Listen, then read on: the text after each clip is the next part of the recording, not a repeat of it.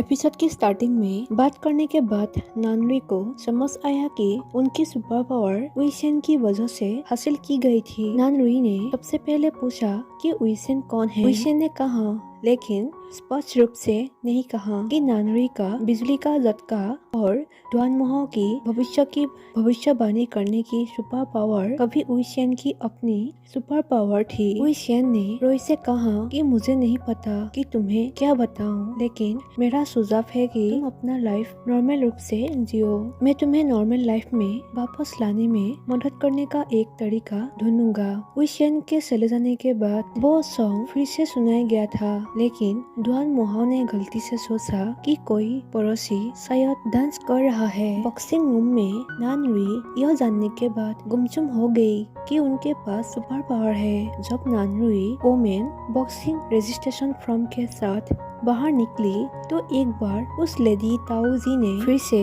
Boxing करने के लिए चैलेंज की, लेकिन नानरी यह करने के लिए इंटरेस्ट नहीं थी। लेडी ताऊजी ने परवाह किए बिना नानरी को पांच मार दी। नानरी उसे बिना मारे आगे बढ़ा। लेडी ताऊजी ने जोर लगाया। जब ताऊजी ने उसके चेहरे पर हिट किया तो नानरी की सुपर पावर ने ताऊजी को शॉट लगाया। नानरी भयभीत होकर चला गया और ताऊजी वहाँ ही हैरान हो गया कि यह क्या है। यह जानने के बाद कि उसके पास सुपर पावर है, नानरी अपनी सुपर पावर को अच्छी तरह से कंट्रोल करने में सक्षम नहीं थे और उनका डेली लाइफ गंभीर रूप से अफेक्टेड हुआ था।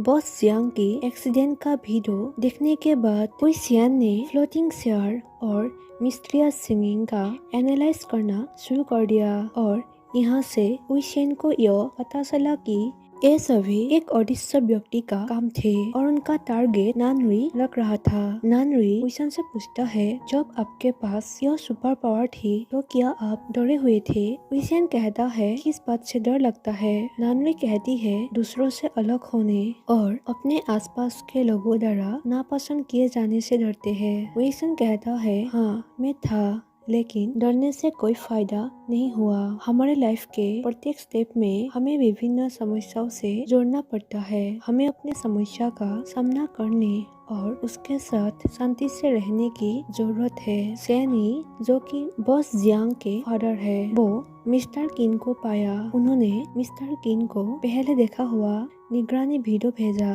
और मिस्टर किन से इससे निपटने में मदद करने के लिए कहा। हालांकि किन ने कहा कि उनमें से एक जादू टोना है जिसे हल करने के लिए हाई लेवल टैलेंट की आवश्यकता है। सैन ई ने उनसे पूछा कि उन्होंने किन कैंडिडेट्स की रिकमेंड की है। किन ने अपने द्वारा तैयार किए गए डिनर में सभी लोगों को बुलाया। सैन ई के ऑफिस में कुछ अजीब कपड़े पहने लोग हैं। यह पता चला कि ये सभी सोकल मास्टर्स थे जिन्हें किन ने पाया, जो अजीब लोग, अजीब कपड़े, अजीब व्यवहार कर रहे थे, लेकिन ताओवादी पुजारी के रूप में कपड़े पहने एक व्यक्ति सैन्य का ध्यान आकर्षित करने में सफल रहा। ऐसा लगता है कि इस व्यक्ति को पियानो से खास लगाव है।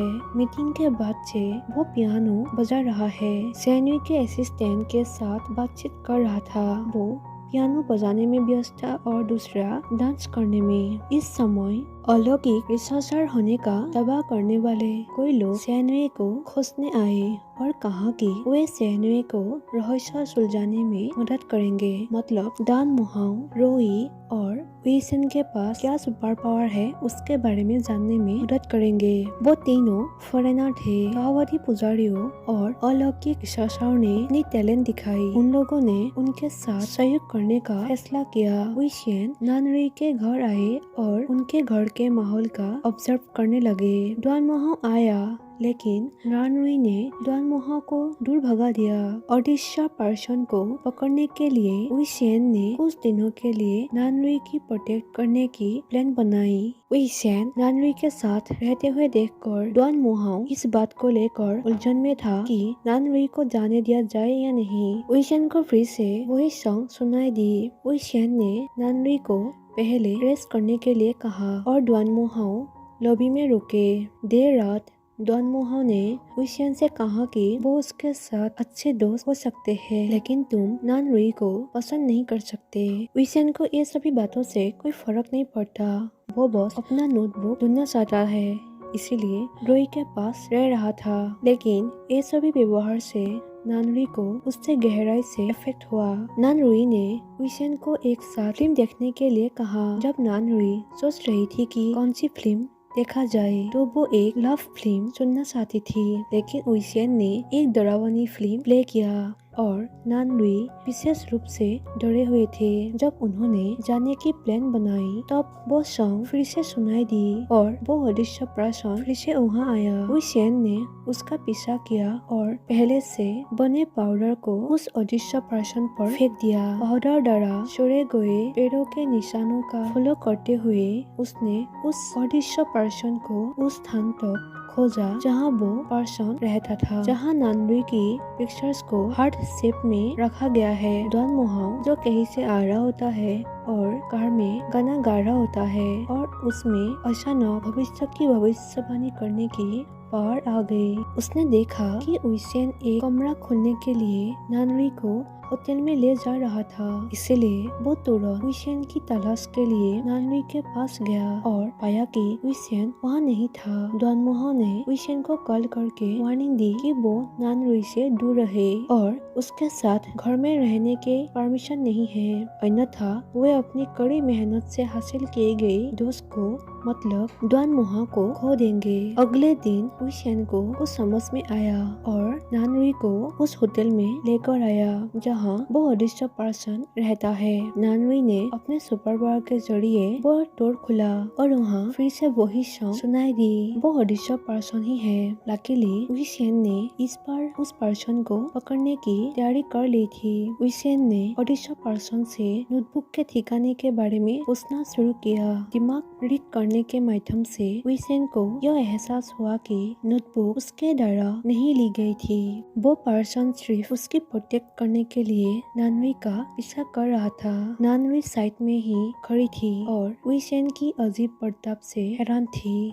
यहाँ नानरुई को यह समझ आ गया कि वो अदृश्य पर्सन को पकड़ने के लिए इसके पास आया था और क्या कर रहा था, क्योंकि वो अदृश्य पर्सन ही है जिन्हें नोटबुक और सुपर पावर के बारे में शायद पता था। और पता चला कि विशन केवल कोशिश कर रहा था अपनी सुपर पावर पुनर्प्राप्त करने के लिए और उनके साथ ईमानदारी से व्यवहार नहीं किया। अदृश्य पर्सन का नाम आफू है जो उसके ही स्कूल से है। आफू कहता है जब तक मैं नानरुई से नहीं मिला मैं उसकी प्रोटेक्ट करना चाहता था क्योंकि उसे नानरुई पसंद है। विशन ने उनसे पूछा कि उन्हें सुपर पावर कैसे मिली। सच्चाई पता चलने के बाद नानरुई दुखी होकर वहाँ से चली जाती है। यहाँ आफू कहता है डॉर्मेटरी में वापस जाते समय उसका सामना एक बदमाश से हुआ और उसने उसे गाने के लिए मजबूर किया। उन्हें पता चला कि जब वो गाते थे तो मेरों में वो खुद नहीं होते थे, इसलिए उन्हें एहसास हुआ कि उनके पास सुपर पावर है। विशन ने आफू से कहा कि वो उसे हर समय अपने संपर्क में रखे। वो अपने सुपर पावर वापस पाना चाहता था। दुखी नानरुई को घर पर तेज बुखार था और देखभाल करने वाला डॉन मोहांग उसकी रखवाली करता रहा। जब नानरुई उठे और अपने बगल में एक नोट पाया जहाँ डॉन मोहांग ने 3 शब्द लिखे, मैं गलत था। वो लिविंग रूम में आए और डॉन मोहांग के लिए एक नोट छोड़ा। इससे कोई फर्क नहीं पड़ा। मुझे लगता है कि नानरुई निश्चित रूप से समय के साथ डॉन मोहांग की भावनाओं को देख पाएंगी। बुखार के बाद नानरुई बॉक्सिंग रूम में आए और कोच से कहा कि वो मैच में भाग नहीं लेना चाहती। कोच ने नानरुई को इस बारे में सोचने के लिए